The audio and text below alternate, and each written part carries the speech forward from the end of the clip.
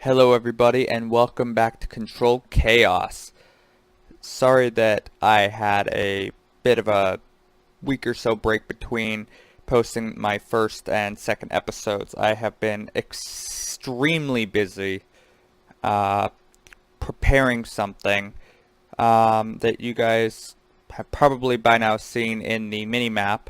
However, so basically these buildings, they weren't big enough for me with everything that I want to do in this series. So instead of just continually expanding like that way or whatever, just making more small buildings, I decided to make this. Now this is hand built. This was not, I didn't like go online and grab a schematic or something. I built this by hand, which took me about a week or so to do. It was quite labor intensive, and to be honest, I'm very proud of it. I love it. It is the best thing I've ever built, that is for damn sure. Now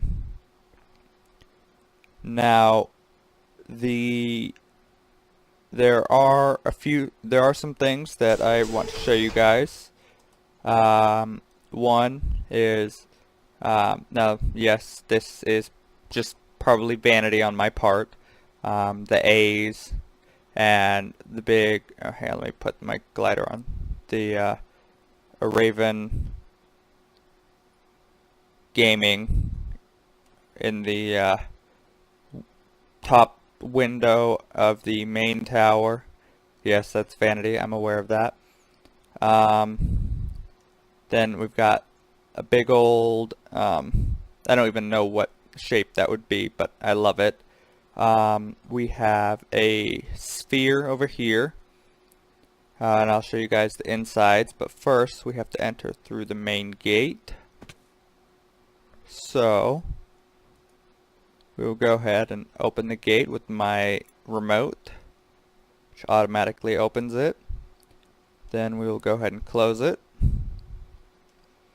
So we've got a boardwalk type layout. Why do you do this? I don't know why it does this sometimes.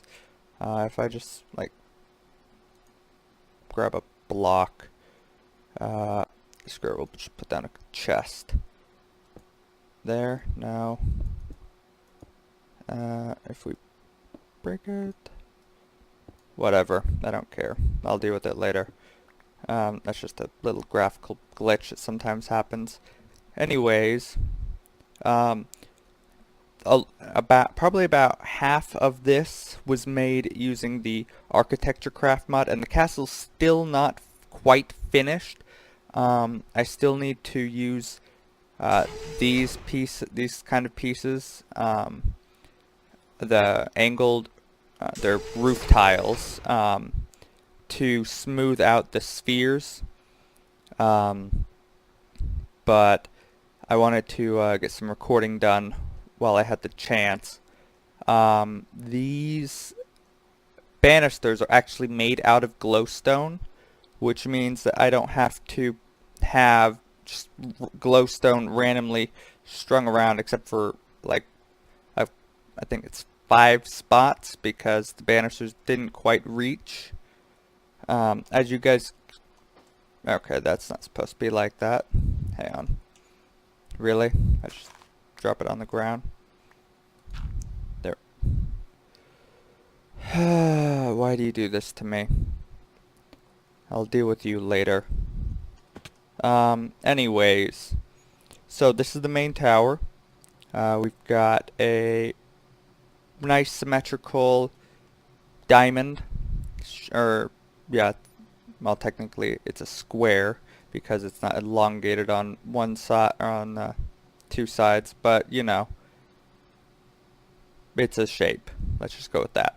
Um, we've got these really nice banisters that I really like. Again, architecture craft. And actually, do I have any? No, I don't have the mummy. Alright, so here we have the computer, which as you can see has filled up significantly more since my last recording session. We now have, yeah, 583,000 uranium ingots, 300,000 coal, 180,000 redstone, iron ingots, 170,000 copper, 134,000 tin, 100,000 aluminum, almost 100,000 flint, 83,000 lapis, 82,000 lead, 80,000 osmium, 67,000 rubber, just tons of silver, titanium, nether quartz, tungsten, cobalt, again, magnetic craft cobalt, cave ingots, black quartz. Yeah, we have 28,000 nether stars. Yeah, so I upgraded the Project E Power Flower to tier 3, stuck nether stars, or stuck a nether star in it, and then just let it run while I was building, and this was the result of that. We've got 26,000 gold ingots, 26,000 resonating ore. We got tons of iridium, and that's after I used it to build that giant space station looking thing up in the sky. Tons of mana infused ingots, abyssalite, refined corallium. Still about the same, pulverized coal. We got tons of dark gems. We've got tons of Chora seeds, which I don't actually know what they do. All I know is that you get it from sieving endstone gravel, which is what I set up a ex nihilo style. I guess now it's ex nihilo omnia style system back in the back where the computer used to be, which is now the workshop. Sorry. And basically, I've got crap tons of endstone in a condenser, which it just constantly replenishes it, and that goes into an auto hammer, which smashes it down. Then it goes into a sieve, which sieves out the broken ore, which then goes to a compactor, which then, an auto compactor, and then it just combines it and processes it. So we have tons of nickel, 13,000 diamonds, 13,000 dilithium dust, almost 9,000 emeralds. Oh wow! So when I got on today to do some pre-recording prep and to check on the just how everything was doing, this was at 7,000 draconium ingots. Now we're at 7.7 thousand. Nice. We have 5,500 tanzanite, 5,000 yellorium. This was actually at 4,000 when I got on. 4,500 platinum, 4,000 rubies, 3,000 crushed dark gem, peridot. We already had that. We got almost 3,000 niter. Yeah, this is the result of running the new reactor for not even 24 hours. About maybe 10 hours, and we've gotten 2.2 thousand cyanide ingots. Already had the wolfentite. We got 1.7 thousand malachite, 1.6 sapphire, amber. We got a bunch of oil sand, destabilized redstone, 1.3 thousand topaz, niter. We now have cobalt and ardite coming in. I'll show you from what in a little bit. We've got corallium gems. The regular yellorium ingots, not the ex nihilo omnia ones. We now have resonant endstone and energized netherrack coming in. We've got Lonsdaleite shards coming in, which I use to make, that's pretty much what the majority of the castle is made of. The walls and everything is made of Lonsdaleite bricks, which is made from those. Let's see, what else do we have that's new? We've got environmental tech clear glass. Oh, I remember if I had this last recording session or not, but I've got redwood. Let's see. What else? Anything else that's new? Oh, we've got the garage doors, which is the doors that I used for my for the castle. It was the only thing that I could, from Malice's doors, that was big enough, which was kind of disappointing because I really liked the some of the other animations, but it was the only one that was big enough, so that's what I had to use. Anything else? Does not. Oh, we now have quantum entanguloporters. Not quite sure why such a long name, but basically, thermal foundation or thermal expansion foundation, whatever you want to call it, does not have a tesseract in 1.10.2. Don't ask me why. I have no idea. But Mechanism, Aidan C. Brady, the author of Mechanism, was nice enough to put in these for us, which is basically a tesseract. However, I did run into a small problem with it when I was setting up the power transfer. However, I fixed that. Basically, if you have so I was taking energy out of the reactor and putting it in my power storage using and then also sending the power to and then the power was coming out of the power storage on the same channel and going to the machines on the same channel, which was creating a power loop, which is basically making it not work. The cables were actually saying that it was getting negative RF. So basically the fix for that was to have one channel sending power from the reactor to the power storage, and then having a second channel to send power from the power storage to everything else. So, not that difficult, but it took me a little bit to figure out what exactly the problem was and to get around it. Oh, I found some magma blocks while I was going through a couple dungeons. We got, what else do we got here? Oh, I found some vibrant crystals. Anything else really? I mean, I know I found some other stuff while going through the dungeons. Oh, kill some spawners, so I now have spawner shards. I've got a couple different types of spawners. Oh, I've got Watches of Flowing Time and Dark Matter pedestals now. Oh, I found some arrows of regeneration.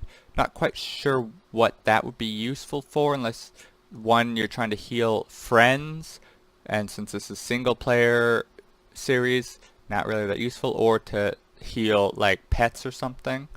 Oh, we've got some Palus crystals as well. Found some skulls. Got some withered ribs. Let's see. That should be smelted. Not quite sure why it's not. Yeah, we got spider spawners, skeleton spawners, zombie spawners, and then we've just got a whole bunch of random stuff, and a bunch of the resonating crystals. Oh, I found a bunch of enchantment books, like a bunch. So I went ahead and enchanted my gear. Found a lot of soulbound ones, strangely, and I think I still have one left. Maybe. Oh, this is the thing that's annoying about computers, is that when things come in and then immediately get sent out, it just does this. I also got a blaze spawner and an enderman spawner, which will probably come in handy.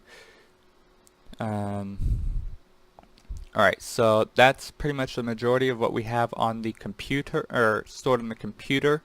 Have I made anything? I went ahead and upgraded all my tinker tools. That's the god gear that I made last time. Nothing new really in there. So over here we have a setup full of ender chests for processing. So we have the white ender chest, which is everything that goes into the computer. As you can see, I've got 4 importers hooked up to it, all with speed upgrades, so it just sucks it in immediately. And there's a dark matter pedestal which sucks it in immediately as well. So everything that goes in the pink chest goes to the compactor. The purple chest is 3 times ore processing. Green is enrichment chamber. Yellow is pulverizer. Blue is redstone furnace. Orange is the smeltery. Green is the sag mill. Black brings reactor waste into the computer, and red puts reactor fuel, so uranium gets into the reactor. And then over here I have more of the chest just so you can see like what's going on, like so I can see if there's anything clogging up and whatnot. So if we go up, I have not moved the processing systems over, like the auto compactor, 3 times ore, enrichment, pulverizer, redstone furnace, smelteries. Those are all still over in the old base because, well, the 3 times ore processing would just be too much of a hassle to move the. Well, I guess I could use the quantum entangler porters to move the oxygen, but it's fine where it is, and everything else is fine where it is as well. I do have machines up here though. I moved the industrial craft solar panel and compressor. Oh, brilliant! That's creating a power loop. I need to fix that. Otherwise that's going to cause an issue. Oh crap. I need more tin cables. I'll deal with that in a minute.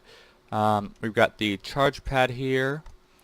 We have the sag mill, which I'm having, so everything needs to go through it, comes into the ender chest, gets stored in here in case there's backlog, goes into the sag mill, like you see that one there. And then we have a cable from the computer, which exports flint into it, which goes here. It's like a grindstone kind of thing. We've got 2 metallurgic infusers, elite crushing factory, elite smelting factory, the combiner, osmium compressor, alloy smelter.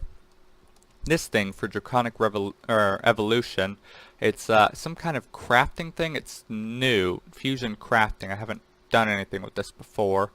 But I was looking, there's something that I wanted to make. I don't remember what it was now. But it needed dragon's breath, which it said you can make using this.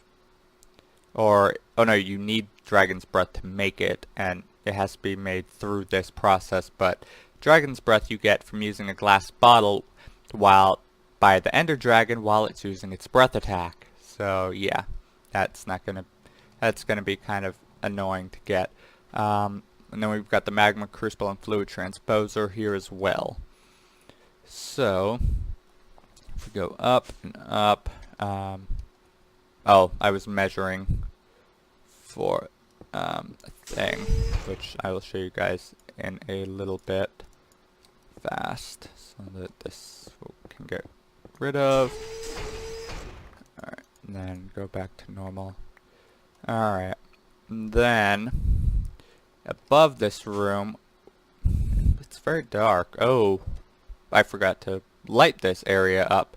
Alright, so I'm going to do that real quick because I don't want it to start spawning monsters, so I will get back to you guys after I've done that.